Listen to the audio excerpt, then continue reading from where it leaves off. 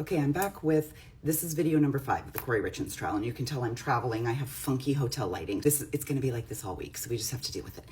But a couple of things happened yesterday, and I gotta say, and you know me, I'm not gonna do like moment by moment trial coverage. Somebody else has got that covered. I'm gonna drink crappy hotel coffee and I'm gonna give you my opinion, okay?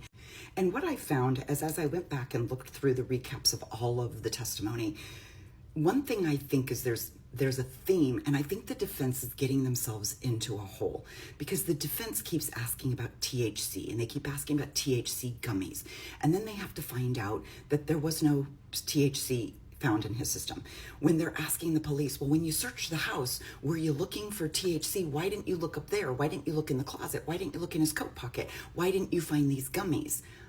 And they're digging themselves into a hole because as I'm sitting here, every single time I hear one of these questions, I go, because THC gummies typically don't kill people. Correct me if I'm wrong. If you're a nurse or a doctor, or forensic pathologist, you can come into the comments and say, that's untrue. Like, if you can tell me that this is a horrific, deadly drug, then please do. But common sense tells us, like the common knowledge of all of us know that the reason we have these dispensaries and the reason it's legal in a lot of places is because it's not considered a lethal drug if taken in moderation, which it sounds like maybe Eric did. However, fentanyl, which was found in his system in a quantity much higher than the lethal dose, fentanyl is 100 times more potent than morphine. And they said that there's evidence that suggests that Eric took it orally, although they can't definitively prove that. They also said that there was no injection sites on Eric's body. Now, everything I've seen on Law and Order, that is the typical sign of a chronic drug user, is that there are track marks, if you will. And they found no evidence of that on Eric. Perhaps, I guess, if someone wants to believe that he had a hidden drug problem, but it was all pills, maybe. But the forensic pathologists testified that there is no evidence that Eric was a chronic drug user. They put Allison Wright on the stand, and she is the wife of the guy who's in the business partnership with Eric. So they own the masonry business together. Now, Allison has known Eric since they were like in junior high. Well, the two couples vacation together. So Kouri and Eric and Allison and her husband vacation together. And so this is kind of what the defense is trying to get to, that during a vacation that they, that Kouri told Allison of their marital problems, and that what the defense was trying to get Allison to say was Kouri told Allison that Eric was having an affair with someone at work. Now, it starts off all wrong because the defense is like, this was in Hawaii, right? And we're like, no, bitch, we're talking about Costa Rica. Like, she can't even keep that straight.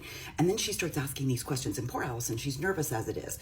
But when these questions, this defense attorney is horrible at questioning witnesses. Her questions are like 17 different parts. And so Allison keeps saying, I'm sorry, can you rephrase that? I'm sorry, can you rephrase that? Can you say that again? I'm not understanding.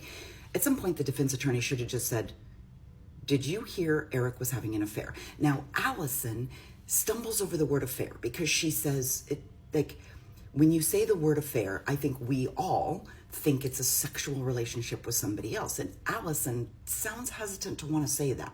So my guess is that maybe Eric had a close confidant, a female friend at work that he was talking to about these things, and maybe flirting, like maybe he had a work wife, and fine, whatever, but it hadn't become of a sexual nature. So Allison's basically saying that. Now, Kouri about comes out of her seat when Allison is testifying because Kouri has obviously told her defense that she told Allison that Eric was having an affair. But that's not what Allison says on the stand.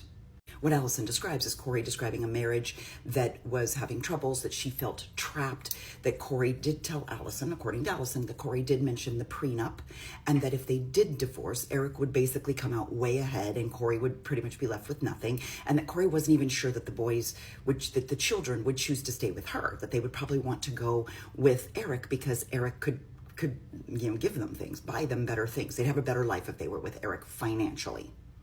Bottom line is Allison is saying there was no mention of an affair while we were together in Costa Rica. So then the defense moves to try and have this testimony thrown out because, well, it was years ago and it's kind of hearsay and we shouldn't have it.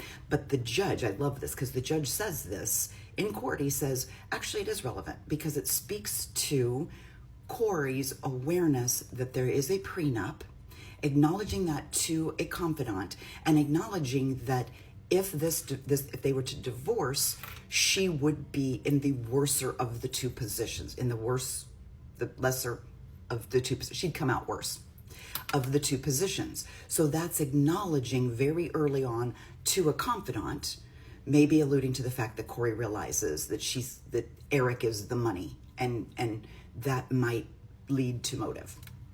And guess what? We have a Celebrate expert.